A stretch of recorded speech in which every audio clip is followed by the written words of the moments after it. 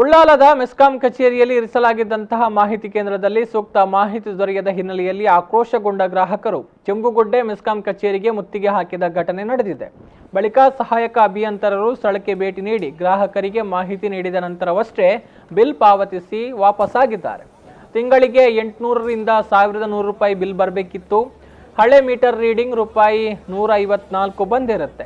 ಈ ಬಾರಿ 2 ತಿಂಗಳಿನದ್ದು 242 ರೂಪಾಯಿ ಬಂದಿದೆ. ಆದರೆ 3158 ರೂಪಾಯಿ ಬಿಲ್ ಅನ್ನ ಹಾಕಲಾಗಿದೆ. ಇದನ್ನ ಕೇಳಲು ಬೆಳಗ್ಗೆ 9 ಗಂಟೆಯಿಂದ 12 ಗಂಟೆಯವರೆಗೆ ಸಾಲಿನಲ್ಲಿ ನಿಂತರೂ ಕೂಡ ಸಮರ್ಪಕವಾದ ಮಾಹಿತಿ ದೊರೆತಿಲ್ಲ. ಕೊರೋನಾ ಬಂದು ಕಷ್ಟಪಟ್ಟು ಯಾರ್ಯಾರೋ ಕೊಟ್ಟ ಅಕ್ಕಿಯಿಂದ ಜೀವನವನ್ನ ಸಾಗಿಸ್ತಾ ಇದ್ದೇವೆ. ಆದರೆ ಮೆಸ್ಕಾಂ ಇಲಾಖೆ ಲೂಟಿಯನ್ನ ಮಾಡ್ತಾ ಇದೆ. ಸರ್ಕಾರ ಜೂನ್ವರೆಗೆ ಬಿಲ್ ಕಟ್ಟದಂತೆ ಹೇಳ್ತಾ ಇದೆ. ಆದರೆ ಅಷ್ಟರವರೆಗೆ ಕಟ್ಟದೇ ಇದ್ದಲ್ಲಿ ಬಿಲ್ ಪಾವತಿಸಲು ಮನೆಯನ್ನೇ ಮಾರಬೇಕಾದಂತಹ ಪರಿಸ್ಥಿತಿ ಬಂದೊದಗಬಹುದು ಅಂತ ಗ್ರಾಹಕರು ಆಕ್ರೋಶವನ್ನ ವ್ಯಕ್ತಪಡಿಸಿದ್ದಾರೆ.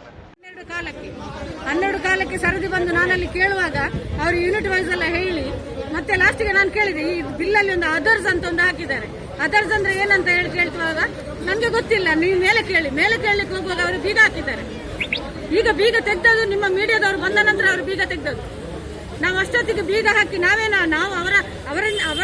ಹಣ ಕೊಡ್ತಾ ಇದ್ದೇವೆ ಅವರಿಗೆ. ನಮ್ಮ ಹಣದಿಂದ ಅವರು ಹೋಗ್ತಾ ಇದ್ದಾರೆ. ಹಾಗಾದ್ರೆ ಆ ವಿಚಾರಣಾ ಕೌಂಟರ್ ಅಂತ ಹೇಳಿ ಒಂದು ಸುಮ್ಮನೆ ಹಾಕಿ ಎಲ್ಲರನ್ನು ಸುಮ್ಮನೆ ಅವರು ಮಂಗ ಮಾಡ್ತಾ ಇದ್ದಾರೆ.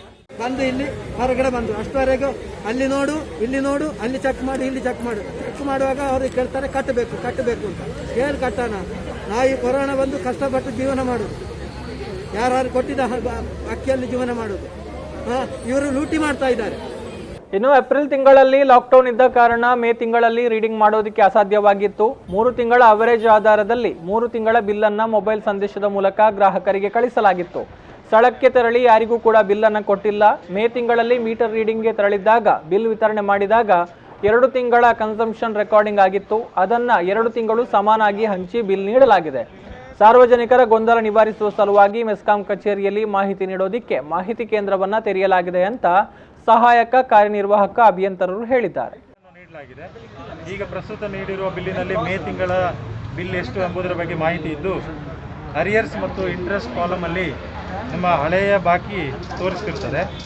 ಅದರ್ಸ್ ಕಾಲಮ್ನಲ್ಲಿ ಈಗ ನಮ್ಮ ಡಿಫರೆನ್ಸ್ ಏನು ಬಂದಿದೆ, ನಾವು ಅಂದಾಜು ನೀಡಿರುವ ಯೂನಿಟ್ಗೂ ಮತ್ತು ಈಗ ಮೀಟರ್ ರೀಡಿಂಗ್ ಆದಮೇಲೆ ಬಂದಿರುವಂತಹ ಮೀಟರ್ ರೀಡಿಂಗ್ ಮಧ್ಯೆ ಇರುವ ಡಿಫರೆನ್ಸ್ ಅನ್ನು ಅದರ್ಸ್ ಎಂಬ ಕಾಲಮ್ನಲ್ಲಿ ನಮೂದಿಸಲಾಗಿದೆ. ಡಿಫರೆನ್ಸ್ ಸಾಮಾನ್ಯವಾಗಿ ಏನಾಗಿದೆ ಅಂದರೆ, ನಾವು ಮಾರ್ಚಲ್ಲಿ ನೀಡಿರುವಂಥ ಬಿಲ್ಲು 28 ದಿನಗಳಿಗೆ ಸಂಬಂಧಪಟ್ಟ ಫೆಬ್ರವರಿ ತಿಂಗಳಿಗಾಗಿರ್ತದೆ.